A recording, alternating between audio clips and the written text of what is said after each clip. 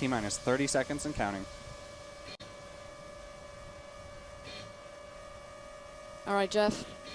It's time to hand this show over to Mission Control so we can listen in on the final countdown. Let's do it. Let's light this candle. T-minus 10, 9, 8, 7, 6, 5, 4. Command engine start. 2, 1.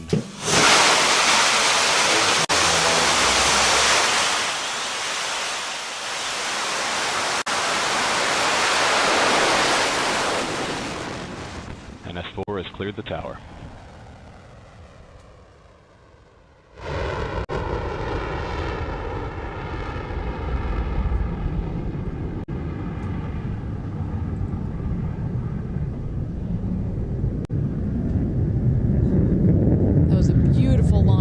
Shepard rocket here from West Texas. You're watching live. 5,000 feet and climbing. Coming up in a couple seconds here, we'll hit max Q. This is the point where the aerodynamic stresses on the vehicle are at its max. 15,000 feet. There we've hit max Q. We're about to go supersonic, meaning we're breaking through that sound barrier right now.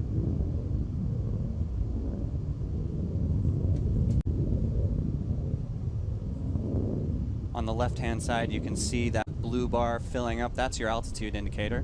You can see we still have a long way to go to get to space.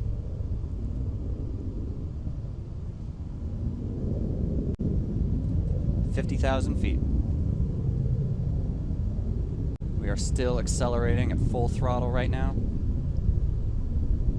Looks like a beautiful burn on that BE3 engine. You got a nice shot right there. You don't see much of a plume with this engine, and that's because the propellants are liquid hydrogen and liquid oxygen. So it's actually a very clean burn. We've now passed Mach 2. 100,000 feet, about 30 seconds away from main engine cutoff, or MECO.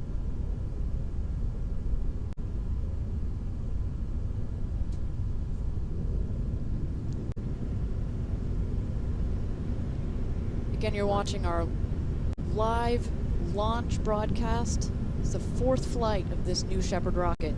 We're now at Mach 3, 150,000 feet. And there we go. We've hit MECO. Main engine cutoff. Right on target. 200,000 feet and climbing.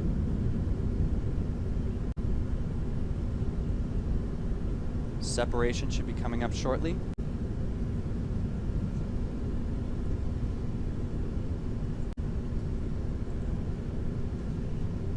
There it is, separation. Separation confirmed from both vehicles.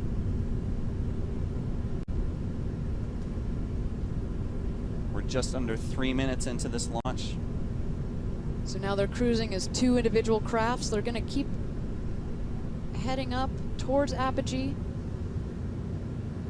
can start to see the 2 bodies right there in your view. The crew capsule is the one to the slight right, and the booster is on the left there. Jeff, at this point, if you were there in the crew capsule, you're going to start feeling that weightlessness. You're going to start to unbuckle, do your somersaults. Start doing somersaults. Look out that window. You can definitely see the blackness of space from there. Now, even though they're still going up, they do feel weightlessness. They're effectively in a free fall, so they can do whatever they want. If there were astronauts on board. Right now, we have those research payloads on board. Those research missions have started. They're probably getting some great data right now. You get some really clean micro Gs with the trajectory of our new Shepard rocket. Several minutes of micro G, which really you can't get any other way unless you get up here. All right, we've hit apogee. 331,500 feet for the apogee. That's well over 100 kilometers over that Kármán line, over that internationally recognized line of space. Congratulations, New Shepard. You just took your 4th trip back into space for this rocket. Everything is looking great right now. At this point, that booster and the crew capsule are going to start descending. Yep, they're already on their way down. It's still a weightless environment, though. They have not really hit the atmosphere, so they can still do their experiments.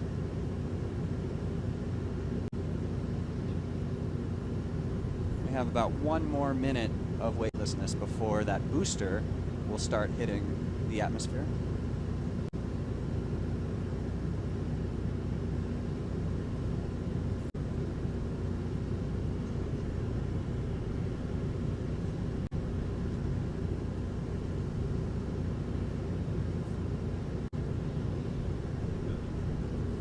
Booster's at 240,000 feet on its way down. You can see that speed indicator is really climbing up. It is definitely accelerating back towards the ground.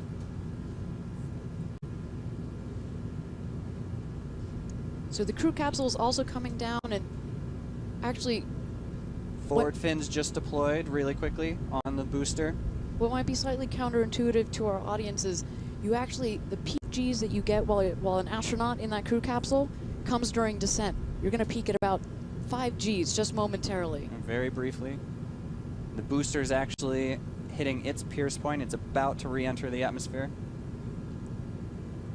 This is the point where it can actually start steering back to that landing pad. It's using those aft steering fins to guide its way back. You can definitely see that those wedge fins have been deployed. Again, that's adding stability to the rocket, makes it want to come down naturally. It's slowing upright. down now. You might be able to hear a sonic boom coming back as it dives back down through the sound barrier. 30,000 feet altitude. Those drag brakes should be deploying soon. There they go. You can see them. Nice and clean. Watch how it's cutting that speed. 10,000 feet. That engine should be relighting soon. 5,000 feet. There's that engine relight. 1,000 feet. Landing gear deployed. 5 miles per hour.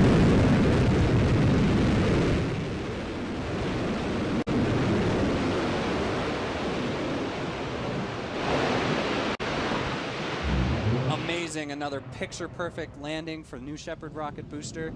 Let's cut over to the crew capsule because it's about to deploy its parachutes. What a beautiful landing. You see that control, that hover? There we go. We've got the 2 drogue chutes which have deployed. That means we are executing the primary mission of today's flight, which was to test the redundancy with our parachutes. Next should be the mains. You see a little bit of oscillation there on the capsule, but that's to be expected. That will damp out. Yeah, that's not something to worry about.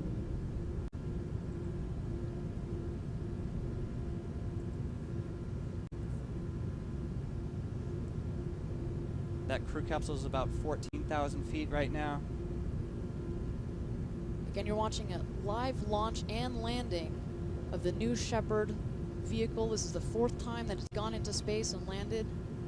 We're just waiting for our crew capsule to descend here. We're testing a 1 chute out.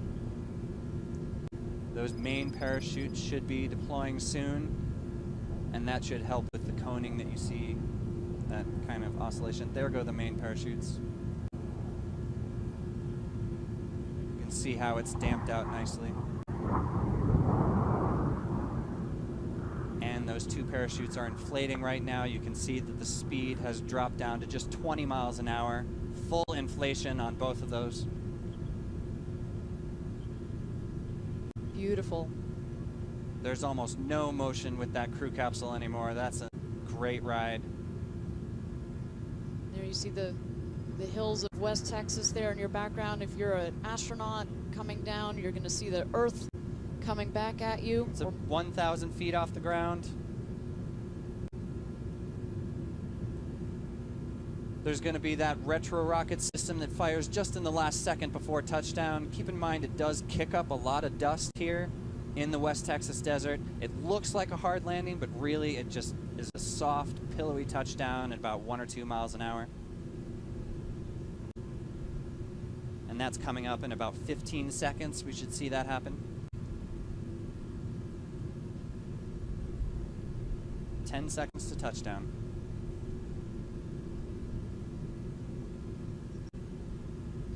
$100 feet. Touchdown. Wow. Beautiful. Picture perfect. That's exactly what we want.